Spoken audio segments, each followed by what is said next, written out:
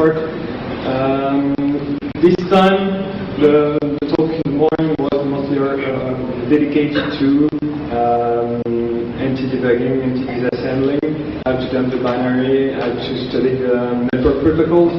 So now we have a fully working, unpacked binary of Skype. We know a bit how it's going on in the UDP and TCP layers. So we will be able to go a bit deeper into reverse in Skype and trying to check what is going on in some of the cryptographic related stuff in Skype, in the networking, some stuff related to the APIs, and I will finish with the credentials of Skype. So Skype is basically gold mine for reverse engineers. It's 19 megabytes of undocumented and obfuscated code. It has a lot of protections. Almost everything is proprietary, and there is a heavy use of cryptography, usually good use of cryptography. And it's loaded with hidden and undocumented features. So the work to carry out is far from being easy, and there is a lot of work to do, and basically we don't have even done like tenths of what is possible to do with Skype. What to look for? We've basically searched some ways to divert Skype from its original usage. Fun things to do with Skype. Clarify some common beliefs. Like, for example, the Chinese blacklist stuff that is almost Skype doesn't want to communicate about that, I think. And there are some stuff going on Skype blogs and skypejournal.com, some stuff like that. And we tried to, since there is a lot of cryptographic usage, we tried to look into that and try to find some flows in all the functions used and stuff like that.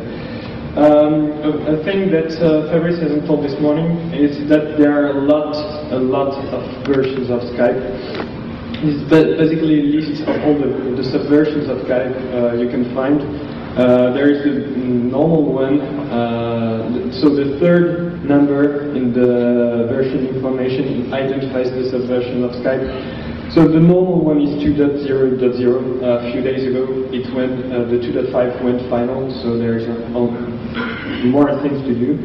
And there are like more than 30 subversions. I don't have them all. I have all those written in here. And the two in red, Tom Skype and eBay.c and Skype, I have some stuff added that is the governmental blacklist of some words. You can get all those versions on the official website of Skype. You go basically to skype.com/go/getskype- and you add a keyword that identifies the subversion. So getskype-ebay-fr gets you the ebay.fr version of Skype. There is nothing much that is different except a new tab with a browser on the website of ebay.fr, for example. There's a small disclaimer. Since there are a lot of versions, a lot of subversions, that almost weekly Skype is releasing a new subversion of Skype, it's quite difficult to be up to date with all the features and stuff. Basically, if you spend half a day unpacking 20 versions of Skype, and the next day you have a subversion going out, and every version updated, you won't spend another half day to check everything that is going on there. So everything, we did some stuff on some older versions or some newer versions, but there might be some slight differences in all those things. I will start with the networking part of Skype. We basically did some of the work this morning, and now I will go more into the details and some things to dig into in the binary. The first one is the compression. In fact, each packet of Skype can be compressed. The algorithm used is arithmetic compression. It's a lot more difficult than a regular zip to implement and to reverse to. In fact, it's usually coded in reals, The interval 0 to 1 is split into subintervals that will encode a sequence of characters according to their frequency. For example, if you have the three characters A, B, C, and you want to encode the string AC, AB, you will subdivide your interval. Then the first symbol is A, so you will subdivide the first interval. Then the second symbol is C, so you will subdivide the third interval. Then again, and again, and again, and then you will have all the numbers in that small subintervals of reals encode the string ACAB. The small thing that changes with Skype is that it doesn't use reals but big numbers, and it's a bit more, not more complicated, but a bit different. The thing you have to know about Skype, it basically works as certification authority. The binary embeds 14 RSA moduli, 2 of 4096 bits, 9 of 2048 bits, and 3 of 1536 bits. They are all clear once you have decoded, unpacked the binary. They are all in clear text in the binary, and you can find them quite easily. So, how it works, the first thing to do, in fact, for a Skype client will be to try connect to one of the login servers in order to identify the user. There are a few IP and ports that are stored in the binary, and basically, if you can't connect directly to one of those login servers, Skype can use relays in order to redirect your connection to those login servers. So if you just filter those IPs, it won't work because there are a list of almost 200 supernodes hard-coded in the binary. This list changes with every version of Skype. So when you have a new version of Skype, it will find its way out by connecting through a supernode to one of the login servers. And if you try and blacklist all the 200 supernodes, you will have to do that with every single subversion of Skype. And if, for example, the Chinese subversion of Skype will embed a list of supernodes that are almost all Chinese, that's in order to make things a bit faster for the logging part. So you cannot use IP addresses most of the time to prevent Skype client to connect to the login service. For the login phase, the first hypothesis about Skype is that each message signed by one of the Skype moduli is trusted. So the Skype client will accept, a Skype client will accept any message that is signed by one of these modules. And the second hypothesis is that the shared secret between the client and the servers is not your user and password, it's a hash, MD5 hash of the user's information. That's basically the username, string, hardcoded string, and the password. That's the hash of that. So when the client want to first log in, it will generate two 512 bits length primes, compute 1024 bits RSA couple, and those keys will represent the user for the time of this connection.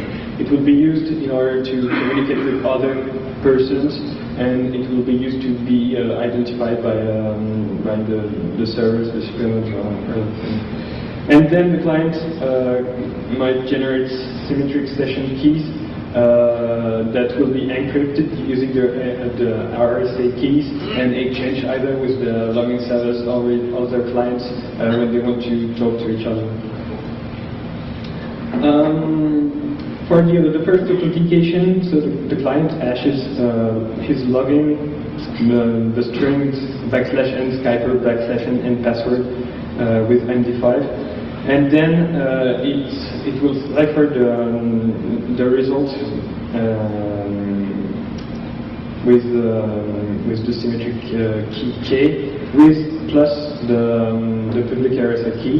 Then it will send everything, the session key encrypted with the RSM, the Skype RSM address, and the encrypted data to the Skype server that will then be able to decrypt the session key and use the session key to decrypt the hash plus public key of the user. So it's yeah. How is the hash encrypted? Is it encrypted or? I will come to that a bit later. That's in the part of the credentials and stuff like that.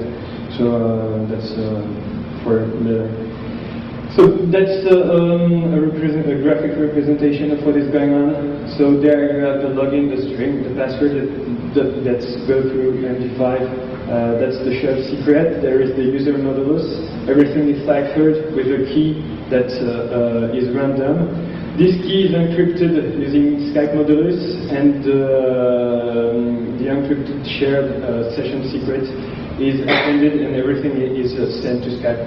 So that's pretty tough game. There is not much we can do regarding to that. So that's just for information.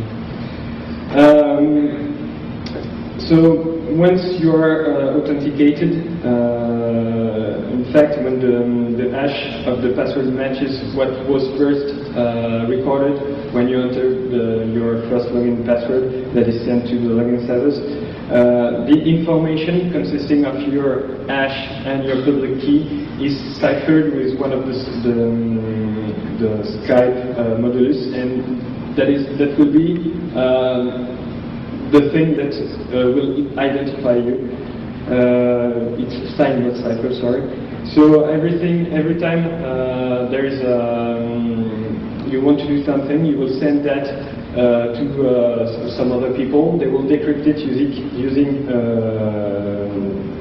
did I say private? In fact, it's encrypted with the private Skype modulus, so everybody can check that with the public key. Yeah. So, and that will be almost the same thing for each user that can encrypt something with his own private key that will be decrypted with his public key on others' clients, since the public key is known by everybody. If you search for a login name, for example, Supernet will send back the couple hash, the couple login and public key, so that he will know that you are the good person, and there is an exchange based on that. Here is basically what is the public blob with the username. That's here.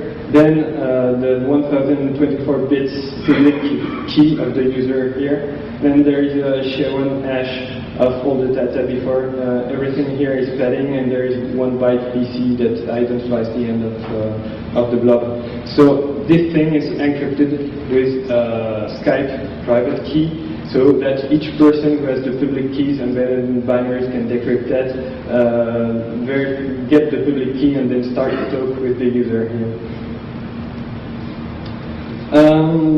In order to communicate between clients, they exchange, they get each other's public keys, and since they are signed by, they are ciphered by the Skype authority, they can verify that.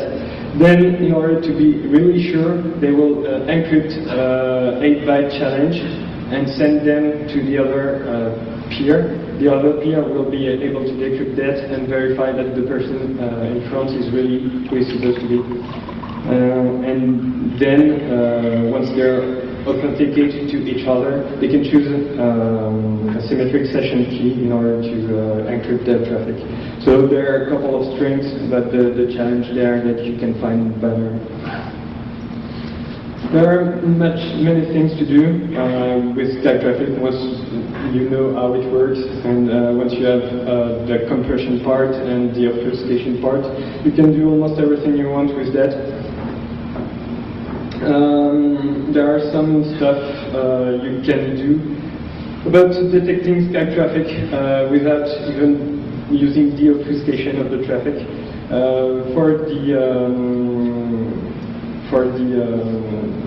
will go into that. There's UDP thing and TCP thing. For the TCP, in fact, a TCP stream will begin with a 4-byte long payload, for which we know the clear text. So there are 10 bytes of clear text we know. We have the crypted stream. So with a simple XOR, we can record the first 10 bytes of the RC4 stream. And then it is reused a bit later in the second packet that is sent in TCP. So you can recover 10 bytes of crypted TCP stream. That's not much, but it allows you, since you know a bit how the format is supposed to be here, you can check that and verify that the first 10 bytes are from Skype client or not. If you want to detect UDP traffic, there is one thing that is quite interesting. If you are behind the net or something like that, there is a thing that Fabrice talked about sending at first, the very first time, public IP of 0 in order to get his public IP back. So that's what we call the NAC packet. The characteristics are known. It's a 39-byte long packet. The function number is 7, and you have one of the D words that are following are necessarily one of your public IPs. So once you know that, you can match all the 39-byte long UDP packets that have this characteristic and that have your public IP there. Then you will be able to know that a Skype client has been introduced in your network. That's basically what can be done with IP tables. A simple rule will be can be used in order to match all the characteristics and decide that this was indeed a NAC packet sent by a foreign peer in order for the claim to know its public IP. There is one thing we can do that's diverting a bit the usage of Skype. In fact, we saw that earlier. We know that in order to get the seed, we basically do a CRC32 of the source IP, destination IP, ID, and some null bytes. It is XORed with the initialization vector that is also sent in the packet. This gives the seed. The seed goes into the RC4 key engine. Then you have the RC4 key. The thing is that every single field up there is fixed since it's sent by the client that will appear on the network, and you can specify the IV in those packets. So if you want to have always the same seed, all you have to do is compute the CRC32 of all those data and choose the IV so that seed XOR CRC32 equals IV for the seed you want. So if you have just one seed, if you have just one, if you go for the seed, the RC4 key, you can set the IV in order to get always the same seed and always the same RC4 key. So that's basically you can just always use the same RC4 key in order to encrypt all the UDP traffic that will go into Skype. For TCP it's different, it's set in the TCP stream, so you cannot do that. There are a couple of nice comments. There is one thing to know about Skype, is that it will always trust people who speak Skype. So in fact, if you have the ability to generate the RC4 key, if you have the ability to compress packets, you can send whatever you want to a Skype client. It will get that and it will execute what is behind. That's the thing that has been changed by Skype people in 2.5. There are many comments that you could send in UDP. So if it was in UDP, you didn't have to specify the real source IP. You didn't have to. It was totally still. And since 2.5, it seems that the Skype people read the Black Hat presentation that did Philippe and Fabrice, and they changed the cool comments to be TCP only, and some very sensitive comments to be only from the currently connected supernode. So a rogue client cannot do nice thing anymore. One of the nice functionalities of Skype is that it can trigger what is called firewall testing. So in order for a client to know what is his firewall status, a supernode will tell to another client, try to connect to this client and tell me if you tell him if you manage to connect to him. So this thing is done by sending a particular command number with the IP address and the port number. Usually it's only done, since it's only done by Skype, it's only used in order to know if a client is firewalled or not, if UDP goes through, if TCP goes through. And it can be a bit diverted by specifying, when you can speak Skype, by specifying any IP and import. So here are a few lines of Skippy, which is the add-on for Skippy, developed by Philippe, that can be used in order to trigger a scan from a Skype client. Basically, you send a command to Skype client saying, scan me this IP and port, and it will do that. So you can ping /. You can TCP connect every single IP and port in a network, or you can look for a MS SQL server inside the network. It's pretty interesting, and they don't seem to think that some people might be able one day to speak Skype and then to use these commands in order to do some interesting things. Here is a capture of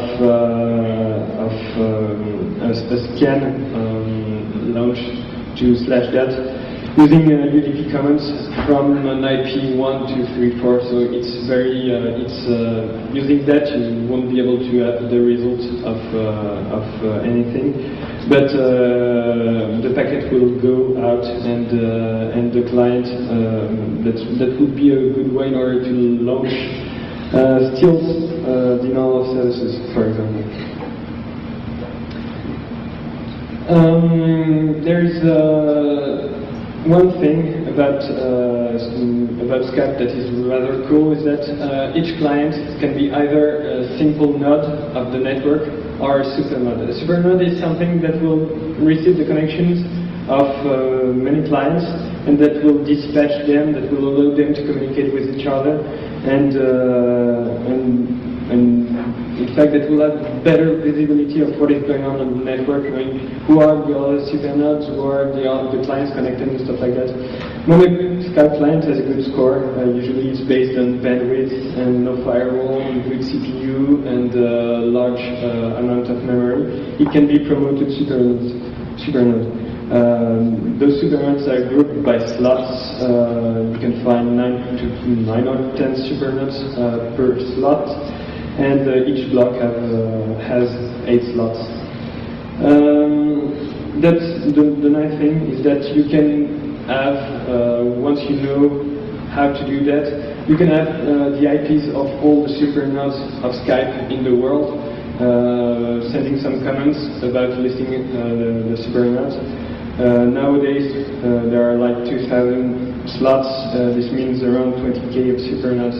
Every supernode, we haven't tried to discover the lifetime of a supernode, but it's usually not very high. It turns quite a lot, except for some machines that are connected in universities or that have a good bandwidth and quality of service.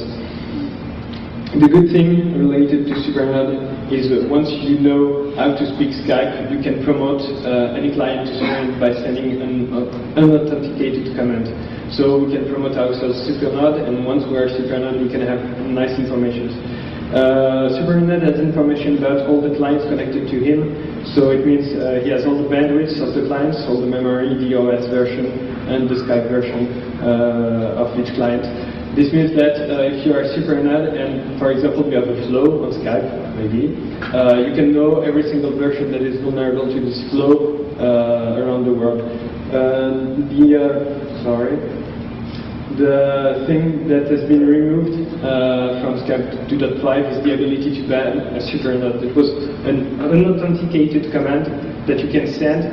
So you are, for example, a client, you send the UDP command to a supernode, and the supernode will shut down for 1 hour.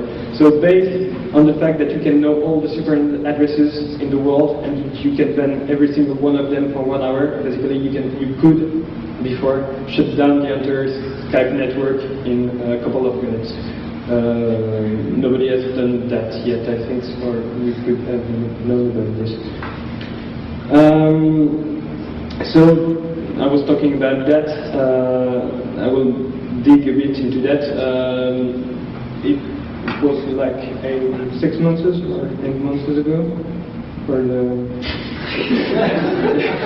Okay. There was a flow found in Skype by the people at the ADS, and it was submitted to Skype, and Skype people patched it and only labeled that as a denial of service, which is basically what every vendor will do if you don't provide them the fully working exploit, universally working everywhere. So. The thing was that when Skype wants to communicate, it will use this type of thing, an object list with the list size. Then you can have numbers, IP and ports, a list of numbers, strings, or something or stuff like that. Each object has an ID, and Skype knows how to parse everything you're seeing. And the thing is that it does some very stupid thing. I think there was a slide before. I don't remember but that's exactly the flow that was in Skype. It gets the size on the word, then it multiplies it by 4 and does local alloc. So if you have then with the numbers provided, it will read all the numbers and put them in the array I've just allocated. So if you have, let's say that you have a number of items that is this one, for example, you multiply it by 4 and give 4, Skype will allocate 4 bytes, and then you'll try to read this number of items. So the good thing is that when Skype can't read an item, it will stop the loop, so you don't have to overflow all the heap. You just have to allocate, let's say, 0 or 4 bytes, and then you can write any number of bytes you want in the heap. So that's pretty much a good overflow thing. The good thing is that Skype is heavily object-oriented, so each time it wants to allocate an object, it will do that in the heap, and with this object you will have constructors and destructors and some functions that are function pointers that are stored in the heap. So the good thing is that even on something that is protected, let's say, with a heap overflow, an anti-heap overflow thing, like Windows XP SP2, you can basically just overflow the thing a bit, override the constructor or the destructor of the next object, and before it does any allocation function, it will use the pointer you provided and then allow remote code execution. And those functions are often called, and even on XP SP2 the exploit was possible. So let's say we have all the superintendent IPs. We can add all the client's versions. We have a reliable exploit. We add a reliable exploit working on Skype. Everything goes on the network encrypted, so we can, let's say, we can have the biggest botnet ever with that. And the Skype people only say that it was a denial says whatever. That's the part of the code that is responsible for the function point and call. You just have you overflow the stuff, and then you control that, and then you can jump wherever you want before any other allocation or deallocation thing has been called. So there's no check on the cookie, on the hit cookie or stuff like that. Now the good thing is that when we send that to Skype people release the patch. So now they're checking for the size to be lower or equal to 3FFFFF, and then if it's not, it will trigger an alert saying that there is an alloc size overflow. The problem is that we were talking about numbers, so 32 bits. So the multiplication by the multiplication done was multiplication by 4. The problem is that, for example, for a list of IP and port, IP is 4 bytes, port is 2 bytes. So the size of the data is 6 bytes. The problem is that they replicated that about 60 times in the code, always using 3FFFFF, but sometimes the register is not multiplied by 4, but multiplied by 5 or 6 or 8. So their check is good for the flow we have given them, but not good for things where it's multiplied by something bigger than 4. So in fact, they haven't understood exactly what was going on in their code. Yeah, let's check again. Now that was the thing related to networking regarding all that is going on with Skype. Now we will be looking to more general stuff that are into Skype. The first thing is the filtering engine. There are many things going on. I've written many things like how can they filter stuff, what is the Chinese government looking into, what is going on.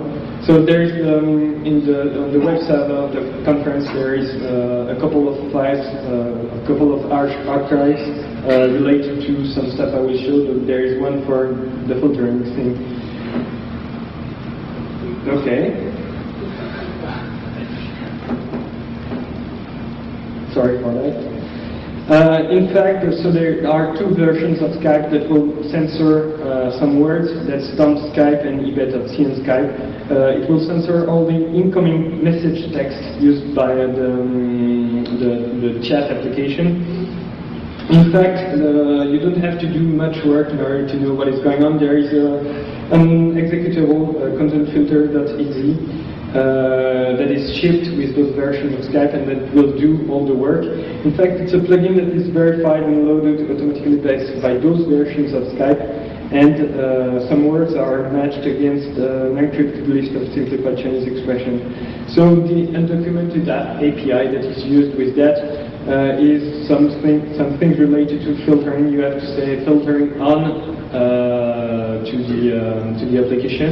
Then each single message will go to the plugin. The plugin will say OK or block, and if it's blocked, the message will never go to the user. So I have installed this version of Skype. That's dump Skype here. So the Chinese version. All the difference usually are one thing like that. There is a tab added here. Yeah. And so there is another version of Skype in virtual machine.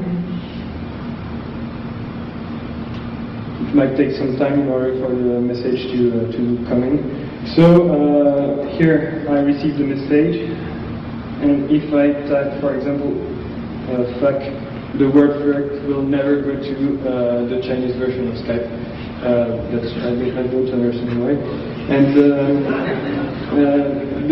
I will go in detail about the encrypted list a bit later in the cryptography part, because it's encrypted using AES, and the keys are coded in binary, so we can decrypt the file and read all the words.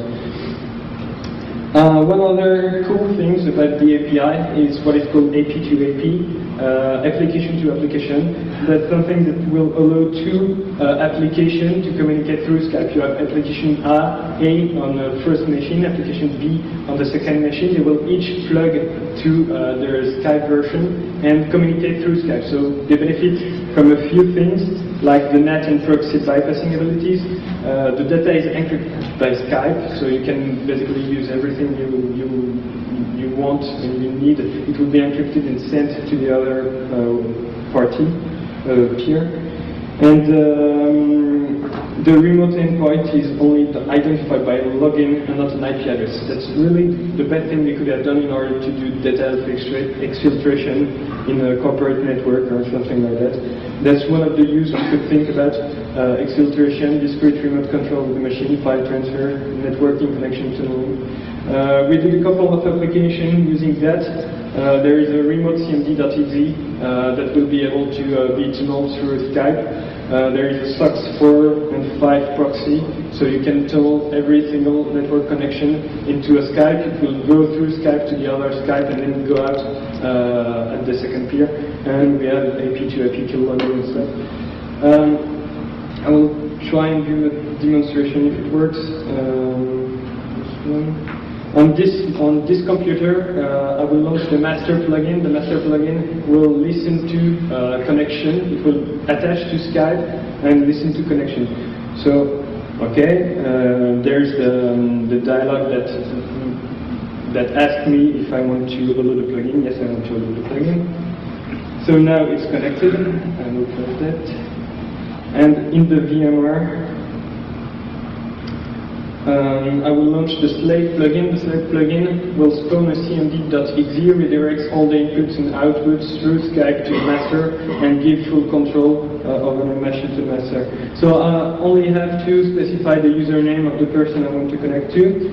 Here is the dialog. I will go into the dialog thing a bit later.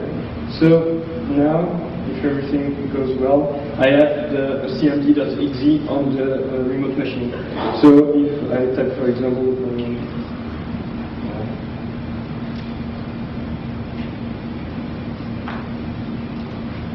there is a bit of delay, so I have to type another command.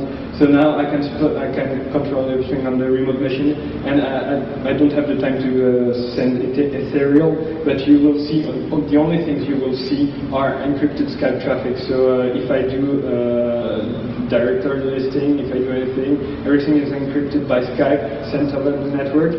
For example, it can go through one relay manager out of here, or it can communicate directly, but everything is encrypted, goes through NAT, goes through proxy, and is quite anonymous. Because if it goes through a relay, you don't have the IP of the destination peer.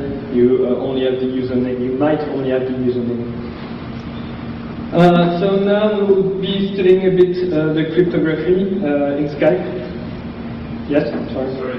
Can you do any of the other commands using the API, the plugin API, like port scanning and stuff, or you have control of your own client? You have control of your own client, and you can do whatever you want, like you can do with the mouse and keyboard on your client, like adding contacts, removing contacts, sending calls. You can call with the API, so you can proxify call if you have something.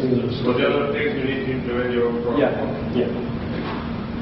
The first interesting thing is the randomness, the Skype random number generator. It's pretty tough, in fact, and it's a good point since in all the cryptography will be relying on that. So you have a large buffer here. Some stuff are filled with some APIs, so that's all Windows stuff. And then there's SHA-1 done on some things. There is a seed, global seed that is updated each time, and it will return 8 bytes through a small SHA-1 function. So it's quite strong. It gives a good base for all the cryptographic stuff that is going after that. But surprisingly, when you look at that, There are a few weird things. For example, if there is 2 consecutive execution of the function, get tip count will be the same, message chain will be the same, thread ID, process ID will be the same. And for example, here UID is 16 bytes, and they only use 12 bytes because the rest is overwritten by this. And the cursor pause is 8 bytes, and they will only use 4 bytes. So that since the rest is overwritten, so they don't use the full possibilities of the APIs they are using. Maybe it's wanted or not, but we couldn't break anything with that. The good thing is that not all the fields are filled. So there are a lot of data that is in fact coming from other function calls that are remaining in the stack, and those the stack layout isn't zeroed or anything, so there are a lot of pointers and stuff that depends on the flow of execution before, and that's a good thing. The first thing one of the things we did, and that was totally useless in fact, is that there are 2 Easter eggs that were removed in the version 2.0.0.103. So it means that Skype people read our slides, because we talked about that at Black Hat, and then it's gone. It's triggered by the comment in the chat window /AD with the secret. There are 2 secrets implemented. There are 2 conditions. The first one is the length equals to 6 and the CRC32 equals to that. The second one is length 14 and the CRC32 is that. The algorithm used is self-modifying XOR, so a bit complicated. You can do that quite simply.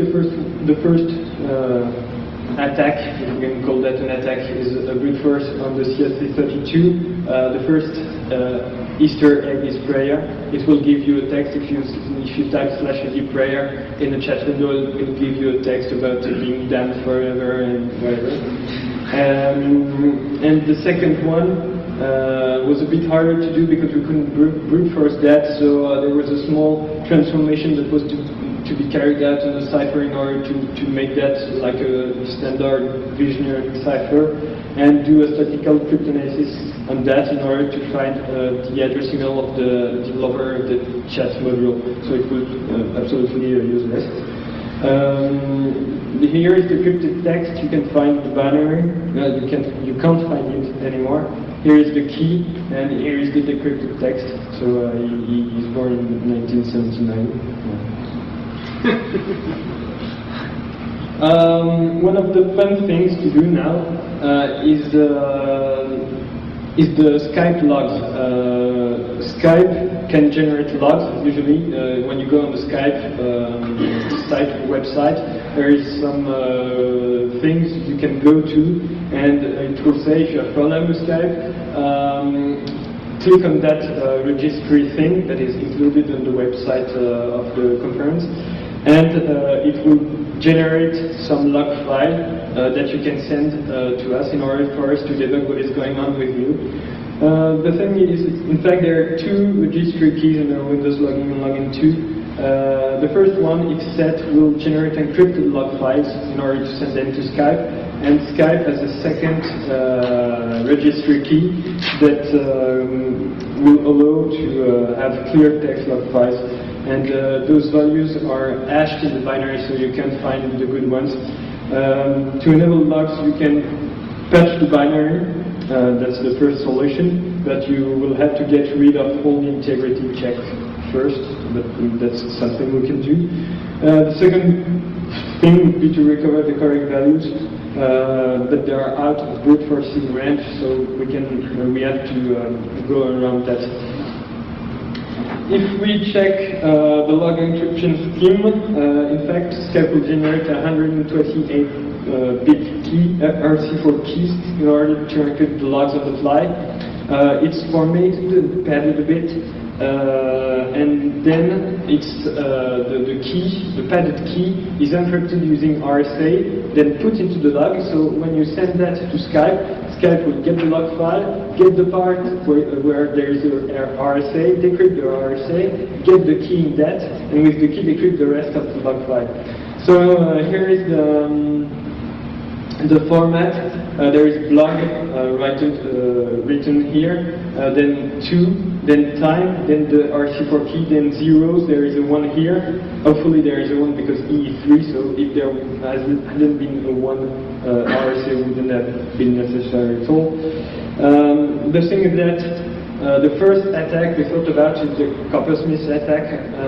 Basically says that if you know more than the square root, if E is 3 and you know more than the square root of bits of that, which is the case since we know that everything is 0 here, we know the 8 first bytes here, we have to get the time and 128 bits. You can record the clear text message, but it's way too complicated to implement that because it needs like matrix reduction, or I don't know if the English term is correct, but it was way too complicated. So we had to look at the RC4 key format. When you look at that, you see that the 128 bits are gathered like this. There is a time here, the time at the end, get tick count here, get tick count times 1000 here. The thing you have to know is that the log files are formatted as debug-2006-month-day. So you have the year, you have the month, you have the day. So for the time, you only need to have to brute force 60 seconds in order to find this field. And then you have to brute force one of those two. Usually you will brute force the first one.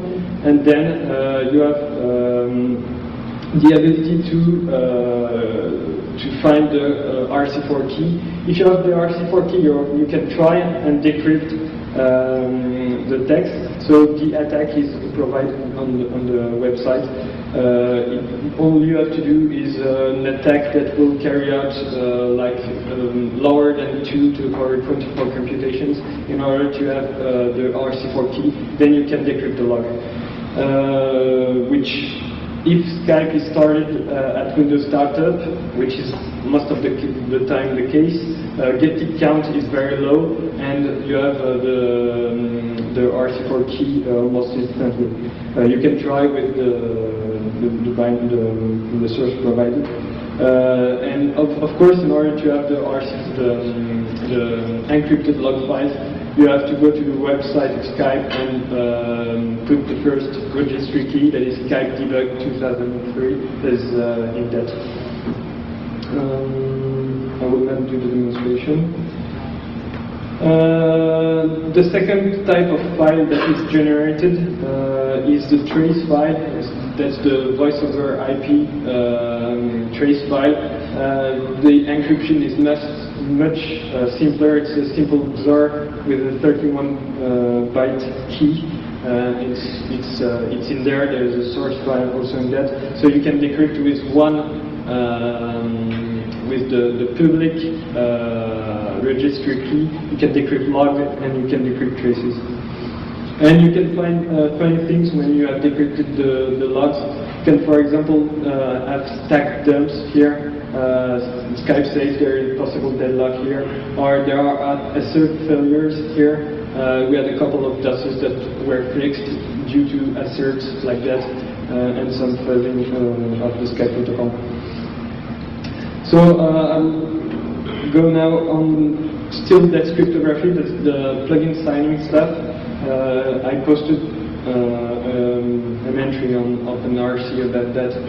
In fact, like you saw just some minutes before, there is each time you launch a plugin, there is a dialog that says, do you want to continue, do you want to block, do you want to always launch the plugin, or do you want to ask each time. In fact, that's based on what should be a signature of the plugin that is added to the configuration file here, and that is this key 1, key 2, key 3 with some stuff behind that. The thing, that's the dialog. The thing is that you can do almost whatever you want with plugins, since the algorithm is rather simple. You have a salt, elementary penguin singing Hare Krishna, and with that it will do MD5 of the path and the binary, and then MD5 of the path with per mit, per before and mit after, in order to have the key 1, key 2, and key 3 is only the last handle to the window of the plugin. There is also the binary for that in the conference. So if you use sign plugin here, you use sign plugin with the full path to the plugin, then you have that to add to the configuration file. Then you can launch every plugin you want, and there will never be a pop-up showing.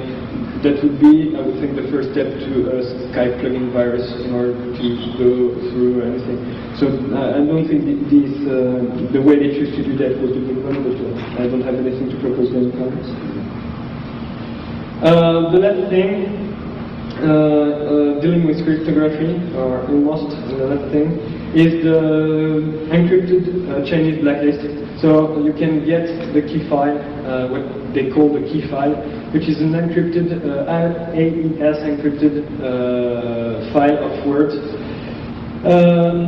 The keys are coded in the binary content filter.exe. And only it's in Unicode, so there are 64 bytes, and only the first 32 bytes are used, and then you will have here the result. So you can open that with, for example, Internet Explorer.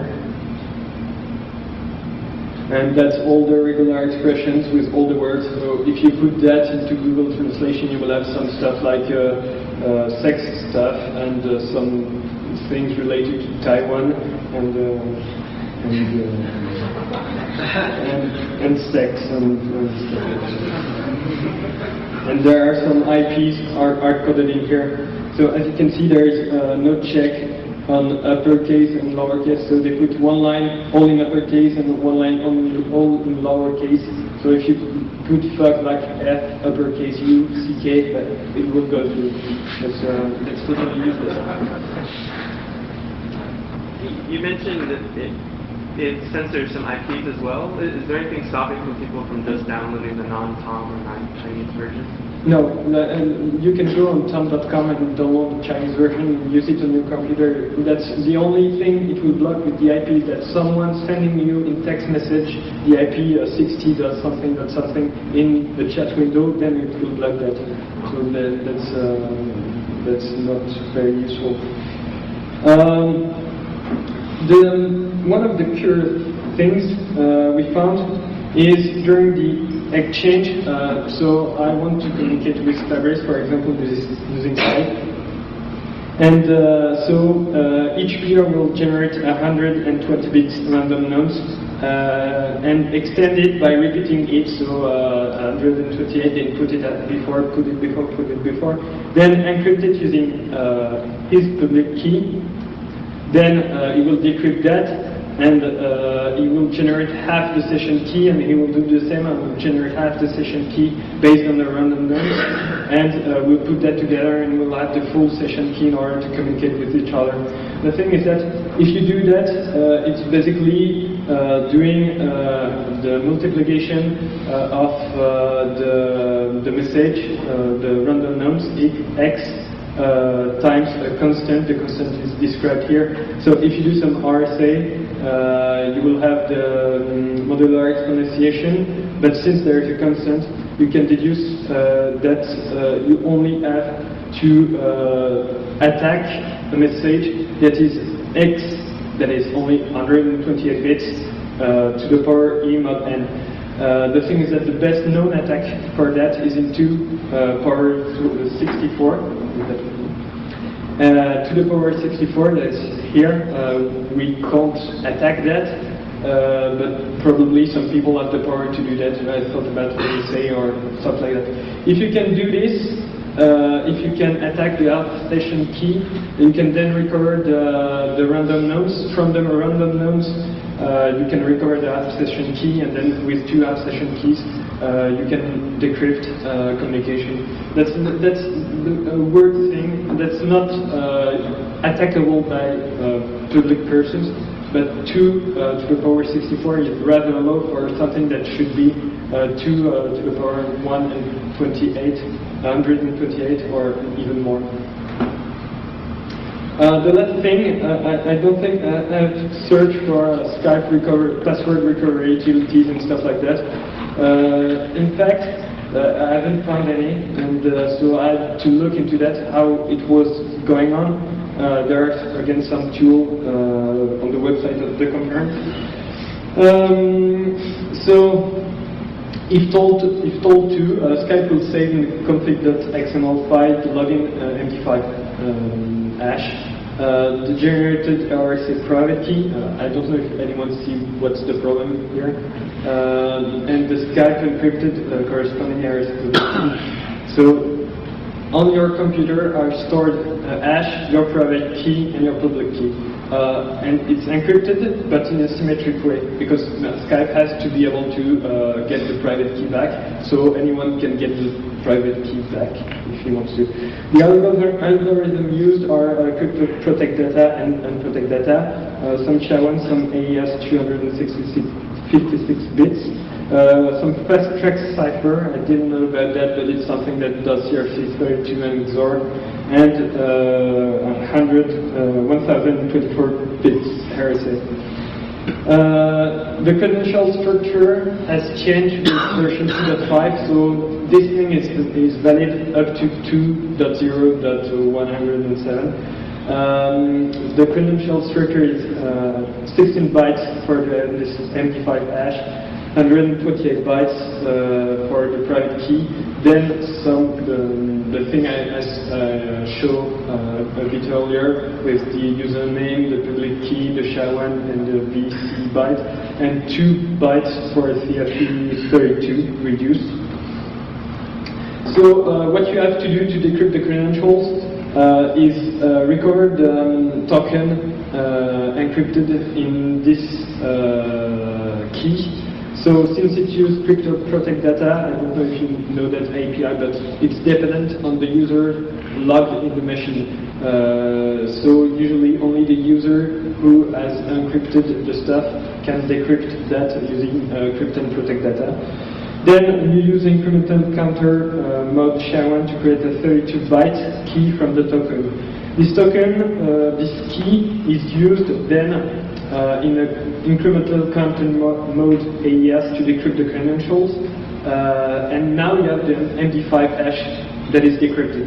Then to decrypt the second layer, you have to use the MD5 hash as a key for the fast track cipher, so it will decrypt the rest of the credentials. Now you have the private key decrypted, and then for the third layer, you have to use the correct Skype public key in order to decrypt the blob and recover your RSA public key. So basically you have everything ciphered here, then you have the MD5 in clear, then the encrypted data then 2 blocks in clear and the encrypted data there, and then everything in clear. So the usage of that is you can do Skype password recovery. You have the hash, you have the login, you have the middle string. So all you have to do is brute force the password. Dictionary attack called brute force attack. If the person has well chosen this Skype password, it won't work. But usually it's not the case, since Skype users are most often not very aware of security. And what you can do with the RSA private key, if you manage to get the 2 RSA private keys of 2 people, for example, you have sniffed the conversation between 2 people, and then you manage to get into the computers of the 2 people, then you can get the RSA private keys of the 2 people, and decrypt the 128 bits random number exchange, compute both half keys, and then you can decrypt the whole conversation. But that's that implies either an intrusion on both of the computers or a physical access to both of the machines, and then to get into the account of the user and decrypt the stuff. So to conclude, I would say that Skype is a wonderful example that updating a binary in its complete form is much more accurate than updating a portion of the source. I don't know if you heard about the study that was carried out on Skype cryptographic parts. It was very nice, but in fact hasn't given everything to the guy who did the study. I don't remember his name, the guy from True, I think. The thing you have to keep in mind is Skype Inc. doesn't tell you everything, and one of the most beautiful examples is that with 2.5 they are silently patching more and more stuff. Everything doesn't appear in the change logs, and for example, some comments are now TCP only. You have features that have been trashed. For example, the possibility to ban a supernode has been removed in the latest version. So Skype people are, I think, working hard in order to improve the security of the stuff, but they only do that silently and based on public presentations of people. How long ago was 2.5 released? Sorry? How long ago was It was 3 days ago. They are testing how fast you can reverse it, I think. It's done. I know, but I mean, they are releasing it before the conference, so they can know how far you can get. Yeah, That's it. Okay. I think it's that. So, some grids. Yeah, a lot of grids to Philip. We did a lot of work on Scapy and Skippy and stuff. And questions, if you have any. Quick questions. Yes, sir. Is there an integrity check on the bad words encrypted file? There is, in fact, yes, each time the content filter.exe will do an MD5, and if it doesn't correspond with the MD5 of the key file, you would download it again on the net. But if someone, the binary is Delphi, not encrypted, it's a 2-byte patch in order to avoid those things. So using Skype or the content filter.exe from Skype is definitely not a protection for the Chinese government.